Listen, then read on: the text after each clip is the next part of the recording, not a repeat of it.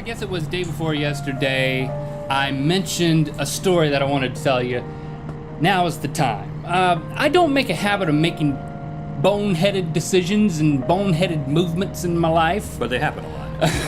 But is that a habit? But it just happens, and it's not usually my fault, but maybe this was my fault. I had an accident over the holidays.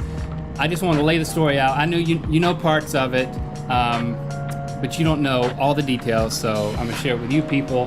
And I expect some sort of catharsis here in me telling this story. This could also be categorized as an embarrassing story, but probably not my most embarrassing. Keyword embarrassing. Mm-hmm. Well, keyword catharsis. Look it up. I know what it is. Okay, so for the holidays, we go to a lot of my nickname in high school. Family members' homes.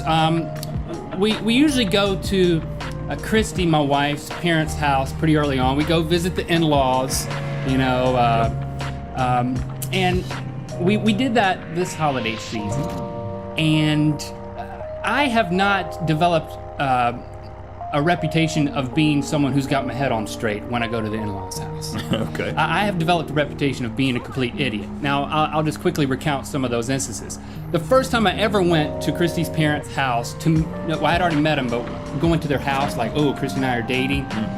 He grilled. Meet the parents. He grilled some chickens. He had them on a nice platter. He was taking them from the grill. He handed them to me. I was taking them inside. Christy, for some reason, was shooting basketball, which is hard to imagine. Yeah, of course. Shooting basketball. She misses the hoop. The ball comes towards me. I'm like, haha, air ball. The ball bounces in front of me in such a way that it bounces and then it comes up under the plate. Bam! Chicken and plate go everywhere. Shattered on the ground. The chickens are everywhere in their driveway, which is gravel. And I turn around and her dad, my future father-in-law, is right there. And he's like, and he starts picking them up and he made me eat them. We still gonna eat that. Yeah, right. I'm about to say. So that was, okay. This guy you're dating, Christy, may be an idiot. Fast forward in time, been married quite a few years. Give you a break on that one. That was your wife's fault. Exactly. I didn't want to say it. Thank you for saying it. She sucks at basketball. Some of you may remember from Good Mythical Morning episode over this past summer, went home and Christy's dad took me and the kids fishing. You can watch the whole story in a previous episode.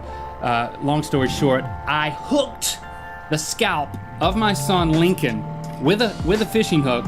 Didn't realize it, and continued to yank in such a way that I almost yanked his whole scalp off, and then turned around, and who's standing right there? My father-in-law. It's like, what did you do? And then he has to administer first aid. Now, I think that the man you dated might be a bonehead. In your defense, Lincoln is the most fish-like of your children. I'm just trying to help you out here. Christmas before last, I need to open a Barbie doll that Lily got for Christmas from my in-laws, and my father-in-law hands me a knife, and as I'm opening the Barbie doll, I cut my finger. I run out into the kitchen to put it under the sink because, I don't know, for some reason I thought that's what you do. Because it was a very hot knife. And yes, I looked down at my finger and I fainted into my father-in-law's arms.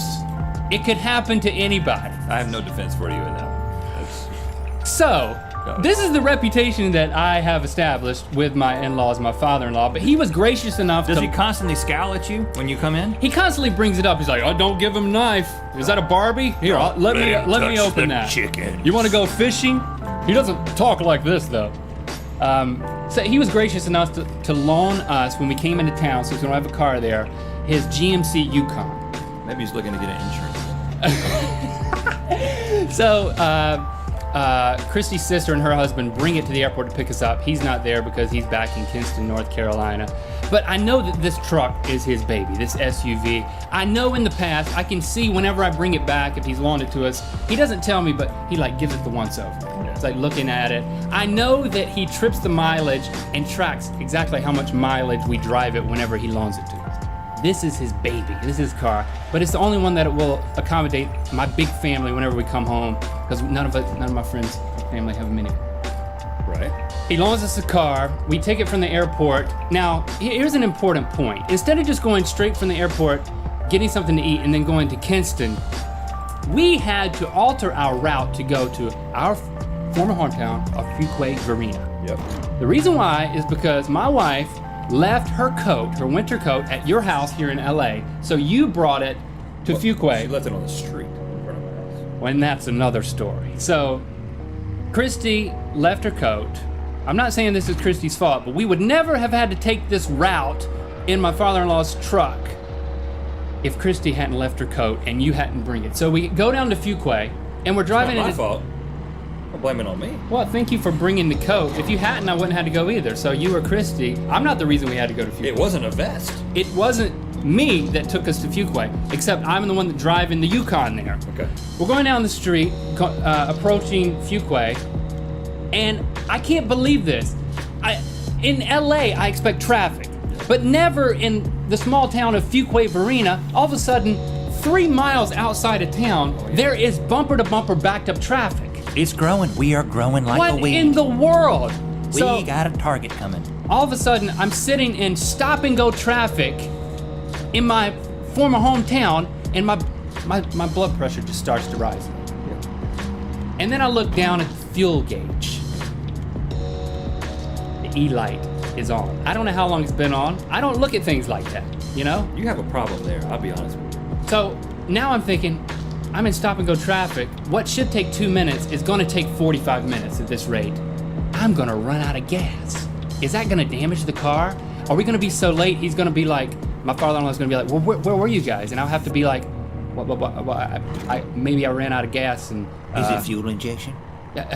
Yeah, I could cause damage, or at least I'd have to say I ran out of gas and... Because if it's fuel injection, you got a problem. What an idiot. So my blood pressure really starts to rise at this point. I'm thinking about going onto the shoulder of the road and just going to the nearest gas station. Finally, we inch forward, and I'm able to cut through the back of a grocery store, the first turnoff I get to, and then go, and I finally get to a gas station. And I'm thinking that I can run out of gas at any moment. I pull up to the gas station. I'm thinking, all right, which side is the fuel panel? Which side is the hole? The fuel hole? Is there? Yeah, that's what they call it. It's the official name. Which side is that on? Where's that fuel hole at? Because I'm thinking, if I pull Sounds up, like an insult. if I pull up You're and such a the fuel fuel hole is on the other side, I may not be able to crank up the car to get to the other side. Unlikely. Because I'm about to run out of gas. Yeah, But unlikely. that's how concerned I am, okay? I understand. I'm just thinking about all this. Did you look at the arrow to see which side it was on? I didn't have an arrow. I didn't see the arrow. And then I That's what the pulled up arrow's for. and I open up and I'm like, okay, yes, it's on the right side. I go up, I open the fuel hole, I put the nozzle in there, I go and I swipe the credit card. Processing, see cashier. Now, it is freezing outside. Yep. I'm no longer in Los Angeles. I'm not acclimated to this weather. The wind is howling. All I had on was a vest. My core was great. My arms were just freezing. And blood pressure's just rising. See cashier. I'm like, I'm not seeing the cashier. You know, I can see him from here. so What's the big deal? I didn't even turn around. I just swiped the card again. Because, you know, sometimes the card doesn't swipe right. Yep. Does it make noise like that? That's part of your problem. See cashier. I'm like, dang it! I don't know why, but I was just so keyed up by this point. Yeah, well, the vest is part of the problem. I stomp around the Yukon, I go over there to the cashier. It's one of those things where you can't go inside the convenience store. It's all outdoors. And the wind is whipping, I'm freezing, and I see there is a line of people, 15 people long, waiting to go to the one cashier. I'm like, there's a line! What in the world? I'm freezing. And then my eye goes down the line, to the front of the line where the cashier is. There's a piece of paper with a handwritten note on it, stuck to the inside of the cashier's booth. It says, our credit card machines are broken. Cash only. Cash and credit only.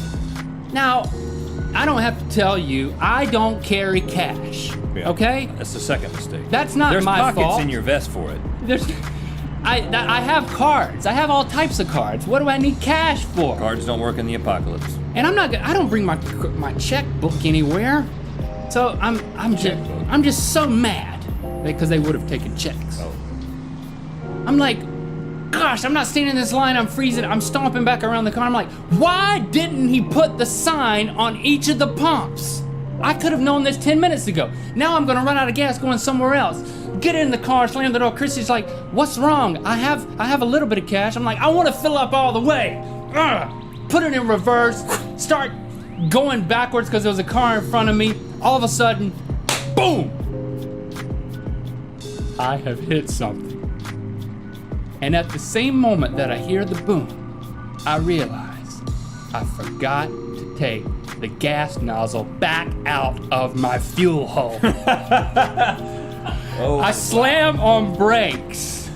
Look at Christy. She looks at me. Caught by the fuel hole. I might have said a term or two that I don't want my kids to repeat. Like fuel hole?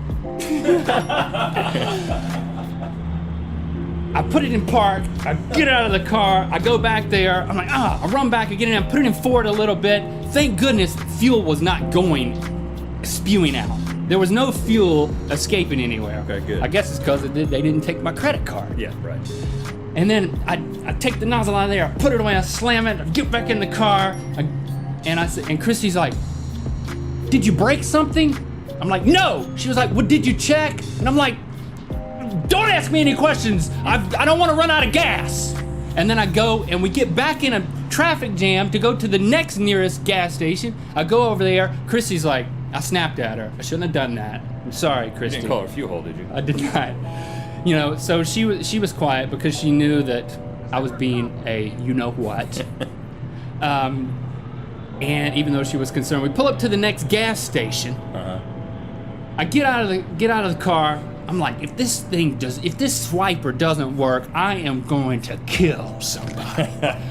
I swipe it, it works. Oh, it's like, how hard could this be? Yeah, right. Any Open, fuel hole open, can do it. open up the fuel hole, pump the gas, fill it up all the way. I even got a receipt. Everything's working perfect. Yep. Turn around, take the thing back out because I'm not gonna make the same mistake twice. Yep, right. Pull that out. Close the cap on the fuel hole. I have to keep saying it now. Yeah. The thing that covers the hole is like, boing. Yeah. The fuel door The fuel door. covers the fuel hole. And then I'm like pushing on it, and that thing is like at an 80-degree angle. It will not close. I have bent this thing back. If you recall, at the previous gas station, the accident I had. Right. There were It's like, repercussions. I did that. I'm like, oh crap. And then I look closely and I realized that not only is the fuel door bent back, but I had bent it back so far that it hits the side panel of the truck and it started pushing it into the side of the truck, removing paint after layer of paint and just digging itself down. Gosh, you're so stupid. It was like the crack in the side of the panel was just talking to me. You're so stupid. I'm worried about you. You are such a boneheaded fool. I'm glad you own a vest. Gosh. I get back in the car and I gotta tell Christy, I've done some damage. To my relationship with my father. And it's a 1.5 hour drive to Kinston. Gosh, I just Well, what felt horrible. I mean, are you in trouble now? My last piece of advice is prepare a speech. What I decided to do after deciding that I wasn't just going to play dumb on this was I prepared a speech.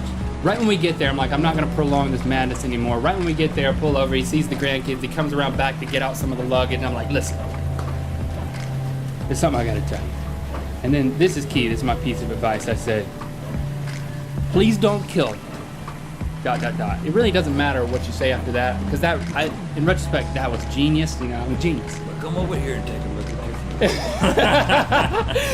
your Yeah, so I was like, I dented in the side of your truck, and he's like, Just give me that vest and everything will be all right. He took out a handkerchief. He looked at it, he took out a handkerchief. Put it by, he didn't spit on it. He put it behind the fuel panel thingy, and then he proceeds to bend it back. And it was bent back almost good as new. And I was like, huh. And he was like, and I know what he was thinking. How big of an idiot can you be? But what he said was, how did you do this? I was like, well, I was just distracted. Yeah, I just left it at that. Let's move on. He was very gracious. I said, listen, I'm gonna fix the dent, I'm gonna fix the paint. A week later, when we're at Mom and Lewis's house, they helped me find a local body shop man, and I think that's what it signs for, body shop man. Oh, you got a little dent there next to your fuel hole. I see this every day. $100. He fixed it. When they came New Year's Day to pick it up, Bazam, good as new. Only thing damaged in the long term is my reputation. Well, it was already pretty bad.